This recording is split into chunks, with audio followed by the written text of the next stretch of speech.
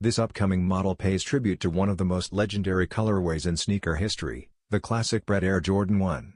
First seen in 1985 and famously dubbed the band colorway, this design became iconic after the NBA prohibited Michael Jordan from wearing it on court. This low-top version brings that same rebellious energy but with a modern twist. The upper comes in black tumbled leather, paired with bold red hits on the swoosh, toe box, laces, and heel. A clean white midsole and a red outsole create that timeless contrast fans instantly recognize. One standout detail is the engraved X on the heel, a nod to the 2011 Air Jordan 1 high band, symbolizing its controversial past. Because of its heritage theme, pairs were reportedly distributed through outlets rather than regular retail. While these are still early mock-ups, the design captures the spirit of the original and continues to fuel excitement among Air Jordan collectors and sneaker fans worldwide.